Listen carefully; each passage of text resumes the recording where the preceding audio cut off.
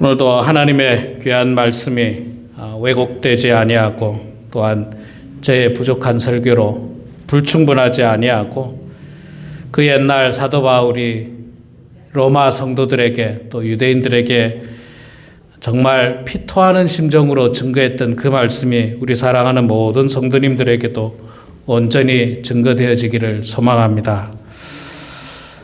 로마서의 말씀을 읽으면 읽을수록 어찌 이렇게 감동적인 말씀이 있었는지요. 어찌 이렇게 귀한 말씀이 있었는지요. 어찌 이렇게 우리의 심령을 찌르는 정말 좌우의 날쌘 검 같은 말씀이라는 표현이 딱 맞구나. 그런 표현이 너무나도 딱 맞구나 하는 생각이 들 만큼 귀한 말씀을 우리가 보게 되는데, 오늘도 로마서 2장 후반부의 말씀을 통해서 하나님의 말씀으로 은혜 받고 우리의 가슴을 치며 정말 참된 그리스도인으로 거듭나는 우리 모두가 되기를 소망합니다.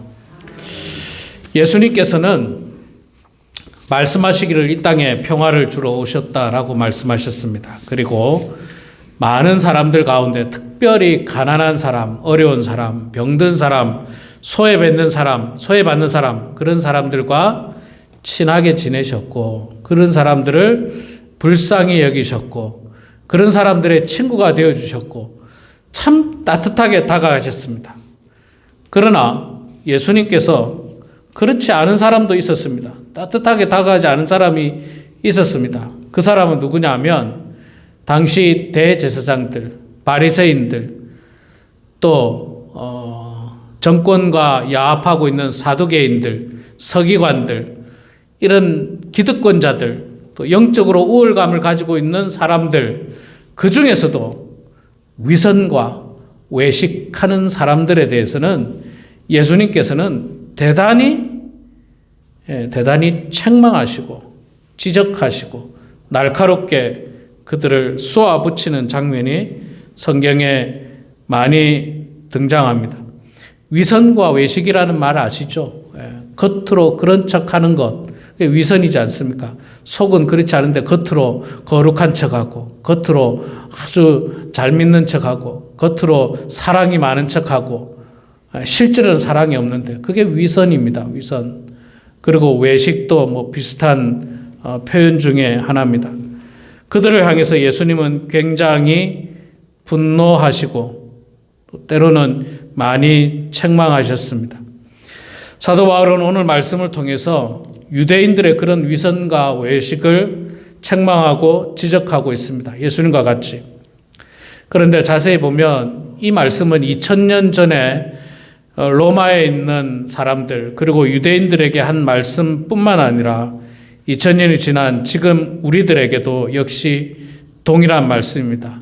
먼저 예수님을 믿었다는 우리들에게, 또 교회를 1년 혹은 10년, 수십 년 다닌 우리들에게, 또 직분을 받은 비교적 교회 안에서 높다라고 말하는, 높은 것도 전혀 아닌데 높다라고 말하는 직분을 받은 성도들 가운데 위선과 외식하는 성도들에게 동일하게 말씀하고 있습니다. 그러나 여러분, 저는 분명히 확신합니다. 교회 안에는 위선과 외식하는 사람보다는 참으로 신실한 믿음을 가지고 또 선한 마음을 가지고 신앙생활하는 사람들이 훨씬 더 많습니다. 훨씬 더 많습니다. 그러나 간혹 그렇지 못한 어리석은 교회 성도 혹은 어리석은 이 사람들이 겉으로는 굉장히 잘 믿는 것 같지만 그러나 속으로는 전혀 하나님을 향한 믿음과는 관계없는 삶을 살고 세상 사람들과는 별반 다를 것이 없는, 혹은 세상 사람들보다는 더 악한 삶을 사는 그런 사람들로 말미암아서 오늘 말씀의 표현에 의하면 하나님이 욕을 먹는다는 거예요. 하나님이 모독을 받는다라고 그렇게까지 표현하고 있습니다. 그런데 안타까운 것은 2000년 전에 옛날에 유대인들 가운데 그런 유대인들이 굉장히 많았다는 겁니다.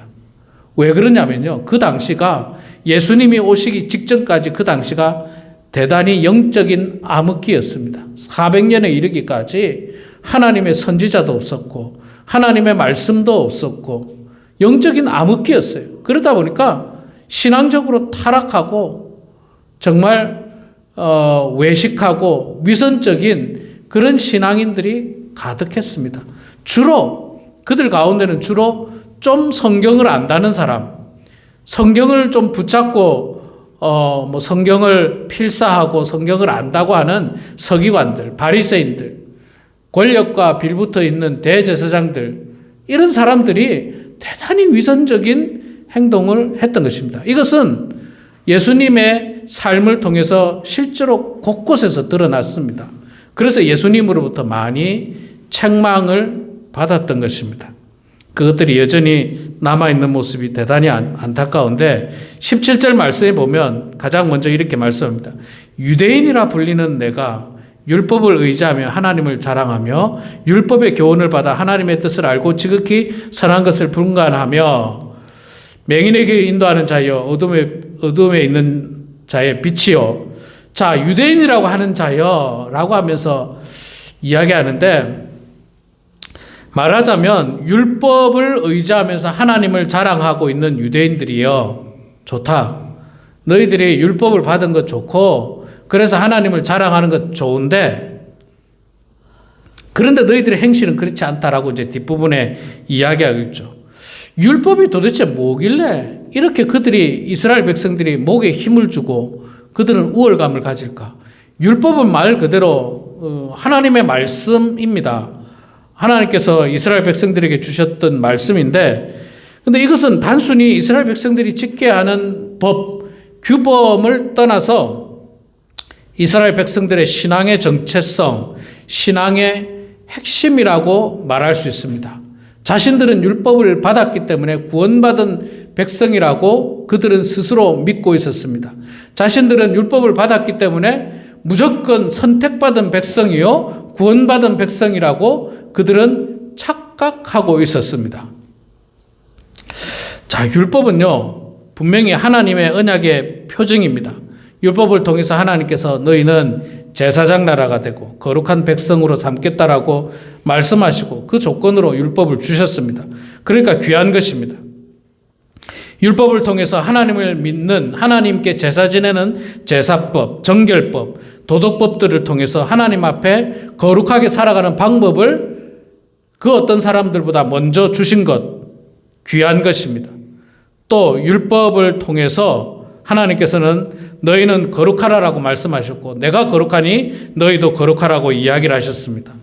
또 율법을 통해서 하나님은 축복과 저주의 말씀을 선포하셨고 또 율법은 결국 장차 오실 메시아를 예표하고 있습니다. 그러니 율법을 먼저 받았다라고 하는 것은 대단히 축복된 일입니다. 대단히 귀한 일입니다.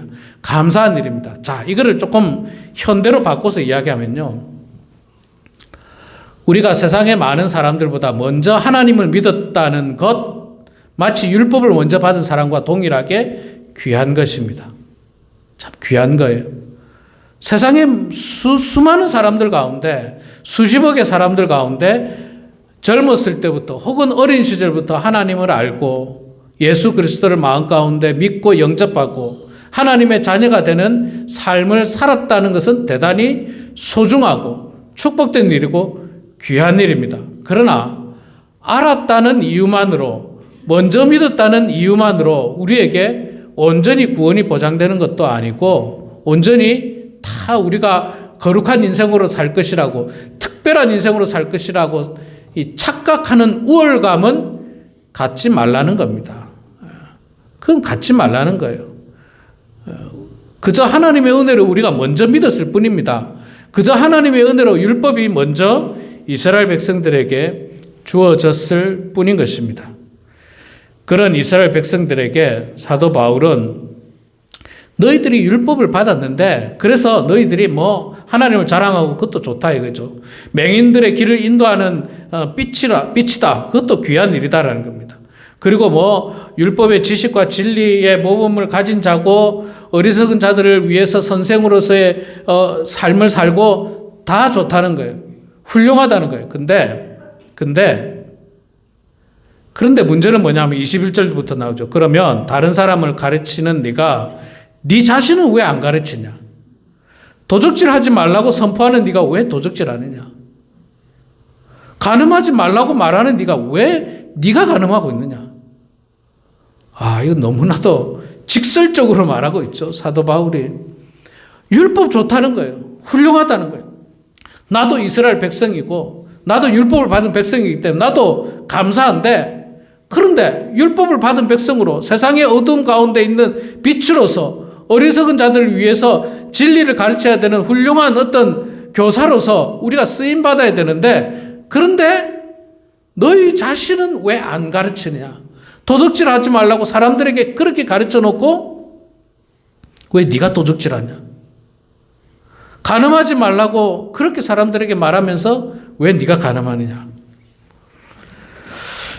참 이 말씀은 목사인 저에게도 굉장히 불편합니다. 제가 뭐 도적질하고 간음했다라는 뜻이 아니라 목사가 비교적 가르치는 자리에 있지 않습니까? 하나님의 말씀을 전하는 자리에 있지 않습니까? 예수 잘 믿으라고 이야기하는 자리에 있지 않습니까? 마치 하나님께서 저에게 야, 예수 잘 믿으라고 말하는 장 목사, 너나 잘 믿어, 너나. 그렇게 말하는 것 같아서 참 굉장히 힘들구나. 정말 내가 잘 믿고 내가 성도님들에게 예수 잘 믿으라고 말해야 되는데, 내가 기도하면서 성도들에게 기도하라고 이야기하지 나는 기도 안 하고 기도하십시오. 나는 사랑을 베풀지 않고 성도들에게 사랑하십시오. 마치 저에게 하는 것 같아서 대단히 불편할 수 있는 말씀입니다. 저뿐만 아니라 우리 모두에게 하는 것 같아서 불편할 수 있어요. 그래도 나는 어릴 때부터 교회 다녔는데요. 어머니 때부터, 우리 할아버지 때부터, 저도 할아버지 때, 외할아버지, 외할머니 때부터 예수 잘 믿어서 저에게까지 이르러서 어린 시절부터 다 교회 다녀야 되는 줄 알았어요. 그렇게 예수 잘 믿었습니다. 나름 목사까지 됐어요. 그렇지만 여전히 내 마음속에 하나님 앞에 부족한 부분들이 생각날 때마다 얼마나 부끄러운지 몰라요. 이 말씀을 통해서 보면 하나님 오늘도 로마서 말씀을 통해서 저를 치시는군요. 저에게 또 말씀하시는군요.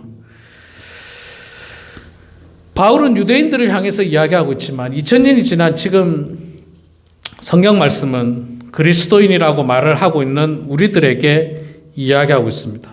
여러분이 다 아시는 것처럼 지금 대한민국의 교회들이 얼마나 비난받고 있습니까? 얼마나 사람들에게 욕을 먹고 있습니까? 하나님이 얼마나 모독을 당하고 있습니까? 이게 누구 때문이냐? 바로 너희들 때문이다 라고 사도 바울은 이야기하고 있는 겁니다.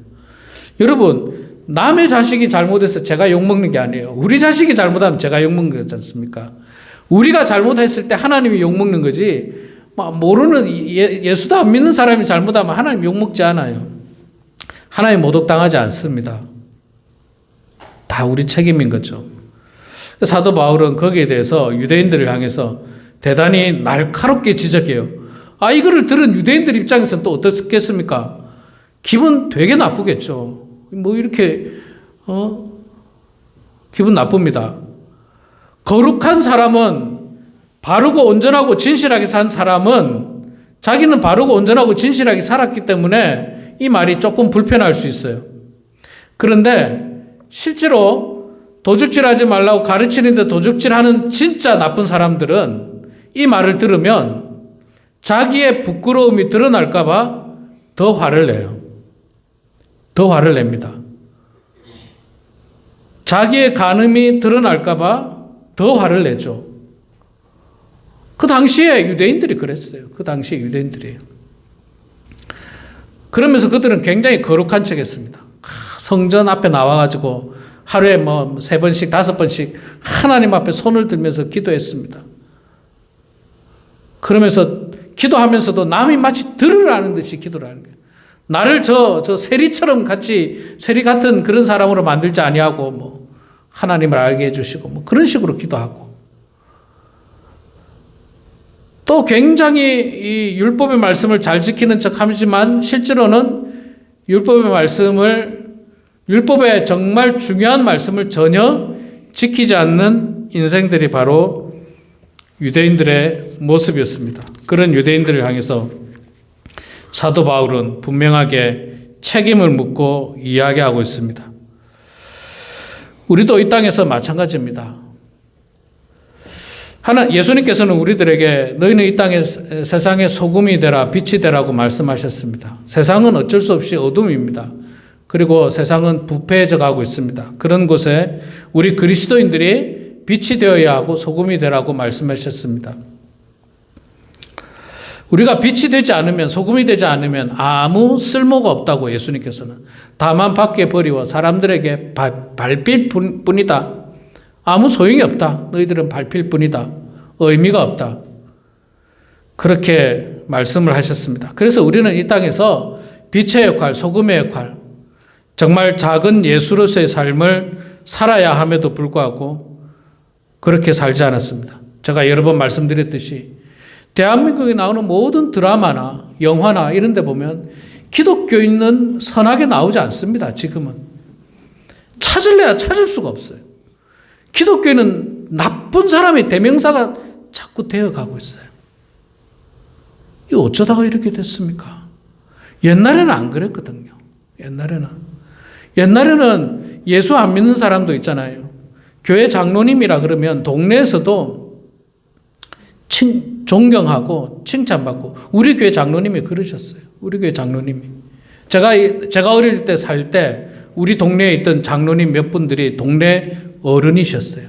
어려운 문제가 있으면 그분에게 찾아가서, 예수 안 믿는 사람도 그분에게 찾아가서 뭐 이야기하고, 제 기억에는 그런 기억도 나요. 한자를 잘 몰라가지고 무슨 조의금에 한자를 써야 될 때 장로님들이나 어른들에게 찾아가서 그걸 도와달라 그러고, 집안에 어떤 대소사가 있을 때 그런 걸 어떻게 해야 되는지 모를 때 장로님들을 찾아가서 그런 걸 도와달라 그랬습니다. 존경받는 자리였어요. 지금은 과연 존경받을 수 있습니까? 칭찬받을 수 있습니까? 요즘은 목사님도 그런 말을 하더라고요. 어떤 큰 교회 목사님이 설교하시는데 그 이야기 하더라고요. 또 교회가 욕을 먹으니까요. 부목사님들하고 우르르 같이 나가서 식사를 먹을 때도 있잖아요. 식사할 때도 있잖아요. 부목사님들한테 자기를 목사라 부르지 말라고 해요. 사람들이 듣는다는 거예요. 농담이겠죠. 목사라 부르지 말고 본부장이라고 부르라고. 본부장님. 우리가 이런 시대에 살고 있습니다. 그만큼 기독교의 위상이 땅에 떨어져 버렸어요. 왜 떨어졌습니까? 왜? 바로 이 말씀 때문에 그런 거죠. 왜? 도둑질하지 말라 가르치는 사람이 도둑질하고 있었기 때문에 그런 거예요. 간음하지 말라 하는 사람이 간음하고 있었기 때문에 그래요. 우상을 가증히 여기라는 사람들이 무당 찾아가고, 우상을 가증히 여기는 사람들이 전보로 다니고, 제가 새벽기도 때 그런 말씀했습니다. 기독교 방송에서 나온 통계예요. 19살에서 35살까지 젊은 층, 지금의 젊은 층 1000명 이상을 대상으로, 교회 다니는 청년들 1000명 이상을 대상으로 전 보는 데 가봤냐고 물었더니 45%가 가봤다는 거예요. 교회 다니는 청년들이, 교회 안 다니는 사람 아니고요. 교회 다니는 청년들에게 전 보는 데 가봤냐 했더니 45%가 가봤다는 거예요. 타로점, 타로점이 뭔지도 모르겠는데 타로 점 보러 다니고. 길거리에 점집들이 널렸대요. 길거리에 점집들이 널렸습니다. 그런데 찾아가는 거예요. 점을 보는 겁니다. 그리고 대한민국 엘리트라고 하는 사람들이 다 점 보러 다녀요. 엘리트라고 하는 사람들이 점 보러 다닙니다. 사회 지도층, 고위층 이런 사람들이 점 보러 다녀요. 점 보러. 무당에게 찾아가요. 앞으로 어떻게 될까? 어떻게 될까? 대단히 불행하고 안타까운 일입니다. 근데 그게 예수 안 믿는 사람들은 그럴 수도 있어요. 점 보러 다니고 무당에 찾아다니고. 예수 믿는 사람들까지 그런다는 거예요. 예수 믿는 사람들까지. 그러니까 유대인들이 욕먹듯이 지금 이 땅에 크리스천들이 많이 욕먹고 있습니다. 자, 그러면서 그러면서 사도 바울이 24절에 말하죠. 이방인 중에 하나님이 모독을 당한다. 하나님 모독당하고 하나님 욕먹는 게 결국 23절에 하나님이 욕되게 하고, 그러니까 율법을 자랑하는 네가 율법을 범함으로 하나님을 욕되게 하고 또 하나님의 이름이 너희들 때문에 이방인 중에 모독을 받는다. 얼마나 직접적인 불편한 말입니까? 누군가가 나서가지고 우리들에게 그렇게 말한 거예요. 예수 믿는 너희들이 하나님 말씀대로 살지 않기 때문에 하나님이 욕먹고 교회 다니는 너희들이 하나님 뜻대로 살지 않으니까 하나님이 모독을 당한다. 너희들 때문이다. 라고 말하는 게 얼마나 불편합니까? 그래도 나는 비교적 진실하게 산다고 살았고 착하게 산다고 살았는데 그러나 우리의 삶을 되돌아보면 또 그렇지도 않은 것이 대단히 안타깝습니다. 자, 그러면서 사도 바울은 25절부터 마지막 절까지 굉장히 이제 어려운 말을 씁니다. 네가 율법을 행하면 할례가 유익하나 만일 율법을 범하면 네 할례는 무할례다. 그러니까 네가 육신의 할례를 받아가지고 하나님의 백성이라고 하는 증표를 받았지만 그러나 네가 하나님 말씀대로 살지 않으면 그 할례는 아무 의미 없다는 거예요. 무할례다 아무 의미 없다. 복잡하게 할례가 어떻고 무할례가 어떻고 막 이렇게 이야기하는데 이거를 굉장히 쉽게 예수님께서 비유로 한번 말씀하신 적이 있습니다. 그 비유가 뭐냐면 선한 사마리아 비유예요. 선한 사마리아 비유. 누가복음 10장에 나오는 내용이죠. 여러분 선한 사마리아 비유 잘 아시죠? 예루살렘에서 여리고로 가던 어떤 한 사람이 강도를 만나가지고 거의 반 죽게 됐어요. 그 쓰러져 있는 사람을 세 사람이 지나가게 됩니다. 제사장이 지나가게 되고 레위인이 지나가게 되고 사마리아 사람이 지나갑니다. 제사장이 지나가다가 그 강도 만나서 쓰러진 사람을 봤어요.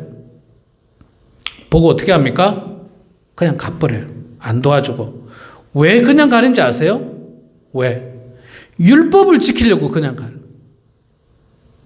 율법에 뭐라고 되어 있느냐면 그 시신을 만지거나 피를 만지면 7일 동안 부정하기 때문에 하나님의 일을 못한다는 거예요.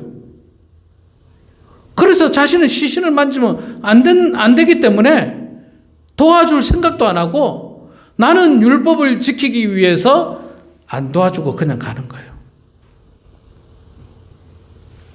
기가 막힌 일이죠. 기가 막힌 일이죠. 레위인도 마찬가지입니다. 비슷한 이유입니다. 하나님의 일을 감당하는 레위인이 죽게 된 사람 보니까 내가 저 사람 만졌다가 7일간 부정하게 되니까 하나님의 일을 못하게 돼. 나는 하나님의 일을 하는 사람이니까 손 안 대야지. 안 도와줘야지. 그냥 가버려요. 이 레위인과 그 제사장을 지금으로 말한다면 그래도 속된 말로 교회에 오래 다녔던 사람들을 이야기하는 거죠. 목사나 장로쯤 되지 않을까요? 강도를 만나고 거의 반 죽게 됐는데 나는 교회 일 해야 되니까 지금 바빠서 저 사람 도와줄 수가 없어. 신방 가야 되니까 나 저 사람 도와줄 수가 없어. 설교 준비해야 되니까 나 저 사람 도와줄 수가 없어. 그리고 그냥 지나가는 거예요. 나는 장로인데 오늘 교회 가서 예배 드려야 되는데 내 옷에 피가 묻거나 내 옷이 더러워지면 안 되니까 나는 저 사람 도와줄 수 없어. 그냥 지나가는 거예요. 이게 기독교인 맞습니까? 이게 율법을 받았다는 유대인들 맞습니까? 예수님 아니라는 거예요. 그들은 이웃이 아니다라고 이야기합니다. 말하자면 성도가 아니라는 거예요. 교회를 왔다 갔다 하는 처치 멤버는 될 수 있지만 하나님의 말씀을 받은 하나님의 자녀는 아니라는 겁니다. 자, 그리고 세 번째 누가 지나갑니까? 사마리아 사람이 지나가요. 사마리아 사람은요, 그 당시 유대인들로부터 사람 취급을 못 받았어요. 성경의 표현 그대로 개 취급을 받았습니다. 사람 취급 못 받았어요. 그들은 혼혈민족이라고 해서 유대인의 정토 결동을 받지 않았기 때문에 저들은 사람이 아니라고 이야기했어요. 율법을 못 받았을 뿐만 아니라 아주 이방인들이라는 거예요. 당연히 구원 못 받는 사람들인데 그 사마리아인 한 사람이 그 강도 만난 사람을 가서 도와줍니다. 치료하고 그를 자신의 나귀에 싣고 주막으로 데리고 와서 치료하고 자기가 급한 일이 있어서 가야 되기 때문에 돈을 주면서 이 사람을 치료해주고 혹시 돈이 더 들거든 내가 돌아와서 주겠노라. 그럴 때 예수님께서 그 비유를 마치시면서 누가 내 이웃이냐? 이 말은요, 다른 말로 하면 누가 진짜 율법을 받은 유대인이냐? 제사장과 레위인은 율법을 받은 유대인이라고 말은 하지만 그들은 율법을 받은 유대인이 아니라는 거예요. 그들은 도적질하지 말라 가르치고 있지만 도적질하는 사람이라는 거예요. 예수님의 표현에 의하면. 그리고 당시 유대인들이 사람 취급도 하지 아니하고 개 취급을 할 만큼 아주 비하했던 사마리아인을 향해서 그가 바로 율법을 받은 진짜 유대인이라는 거예요. 지금으로 말하면 레위인과 제사장은 기독교인 아니라는 거예요. 하나님의 백성 아니라는 겁니다. 교회 성도 아니라는 거예요. 그건 아니라는 거예요. 그 사람은 아니고 진짜 교회 성도는 사마리아 사람이다 라고 말씀하는 것을 사도 바울이 좀 어렵게 이야기했어요. 할례 받은 사람이 율법을 범하면 무할례가 된다. 그리고 반대로 무할례했던 사람이 율법을 잘 지키면 그 사람이 진짜 할례 받은 사람이다. 이렇게 굉장히 할례를 통해서 어렵게 표현하는데 그걸 쉽게 말한 게 예수님께서 사마리아인의 비유를 말씀하신 겁니다. 정말 안타까운 게 바로 이 모습이지 않습니까? 대한민국에서 기독교인들이 욕먹고 하나님께서 모독을 받는 이유가 바로 누가복음에 나오는 그 제사장과 레위인들의 모습처럼 살고 있기 때문에 하나님이 욕을 먹고 교회가 욕을 먹고 하나님이 모독을 당하고 있는 겁니다. 정말로 율법의 가장 중요한 말씀, 하나님의 사랑을 전하라고 하는 그 말씀에 대해서는 관심이 없고 그저 내 교회에 배불리기 위해서 내 교회만 잘 되면 된다는 거예요. 내 교회만 우뚝 서면 되고 내 교회만 잘 건축하면 되고 교회가 그냥 웅장하게 서 있기만 하면 된다라고 착각하고 있습니다. 그런 착각을 했던 사람이 옛날에 또 있습니다. 역사적으로 보면 중세시대 때 이 캐톨릭 교회들이 교회를 위해서 온갖 나쁜 짓을 다 했지 않습니까? 교회만 잘 세우면 되는 거예요. 교회를 건축하기 위해서 돈을 이렇게 저렇게 끌어모읍니다. 온갖 나쁜 짓을 다 해가면서 끌어모읍니다.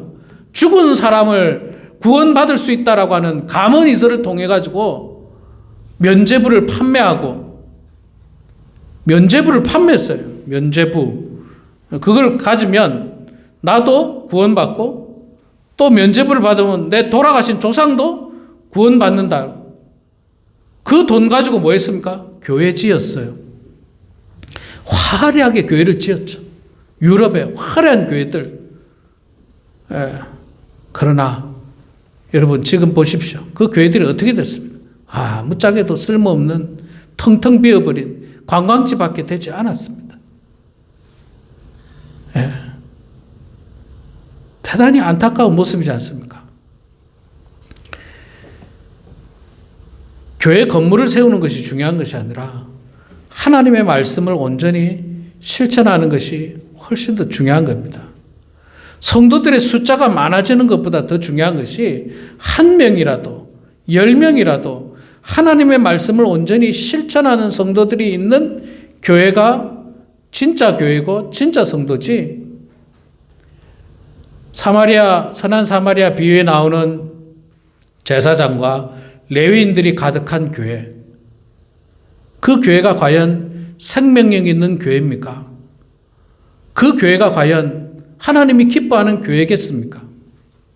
우리 사랑하는 성도 여러분, 사도 바울은 너무나도 냉정하고도 무섭게 유대인들을 향하여 또 위선과 거짓을 저지르는 그런 크리스찬들을 향해서, 가짜 크리스찬들이죠. 위선과 또 외식하는 사람들은 가짜 크리스찬들이에요. 그들을 향해서 그 위선과 외식을 버리라고 이야기합니다. 그것들을 온전히 다 내버리고 말씀하시기를 표면적 유대인이 아니요 표면적 육신의 할례가 아니고 이면적 유대인이 유대인이고 할례는 오직 마음의 할례니 영에 있고 율법 조문에 있지 아니한 것이다. 사람에게 칭찬받으려고 하지 말고 하나님에게 칭찬받는 사람이 되라고 사도 바울은 말씀하고 있습니다. 여러분, 이 말씀 그대로 겉으로 우리가 막 교인인 척, 겉으로 거룩한 척, 겉으로 잘 믿는 척, 나는 지난 수십 년간 믿었어. 나는 직분이 뭐야? 나는 우리 할아버지 할머니까지 믿었어. 아무짝에도 소용없는 것들 다 그런 것 자랑하지 말고 내 내면 속에, 내 속에 있는 영이 하나님의 말씀 가운데 거해서 하나님이 기뻐하는 사람, 사람들에게 칭찬받는 사람 말고, 사람들에게 밥 한번 사줘가지고 칭찬받는 그런 사람 말고 정말로 하나님이 기뻐하는 사람, 정말로 하나님이 축복하는 사람, 그런 사람이 다 되시길 주의 이름으로 축원합니다. 기도하겠습니다. 사랑의 하나님, 은혜를 감사합니다. 너무나도 혼탁한 세상 가운데 기독교인들의 위상이 땅에 떨어지고 세상 사람들로부터 교회가 위선과 외식하는 사람들이라고 비난받는 상황 속에서 하나님, 우리가 오늘 이 말씀을 보았습니다. 정말로 통회하고 자복하고 옷을 찢고 머리에 재를 뿌리며 울부짖으며 회개하는 그 운동이 우리 한국교회, 이 이민교회에 일어나게 하여 주시옵소서. 다른 사람보다 가장 먼저 나 자신이 하나님 앞에서 혹 위선적이고 외식하는 모습이 있었다면 그런 겉에 드러나는 모든 것들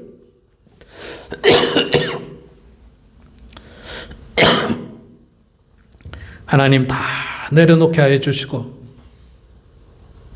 가장 겸손한 마음으로 하나님을 섬기는 저희들 되게 하여 주시고 가장 진실된 마음으로 하나님을 섬기는 참된 성도들 다 될 수 있도록 하나님 도와주시옵소서. 우리 범원 한인교회가 성도의 숫자는 작지만 그러나 이곳에 모인 모든 성도들이 정말로 진실한 성도, 하나님이 기뻐하시는 성도, 참된 그리스도인의 삶을 살아서 하나님께 영광이 되고 하나님께 칭찬을 받는 모든 우리 범원 한인교회 성도들, 또 이 땅의 모든 성도들 다 될 수 있도록 하나님 도와주시옵소서. 예수님의 이름으로 기도드리옵나이다. 아멘.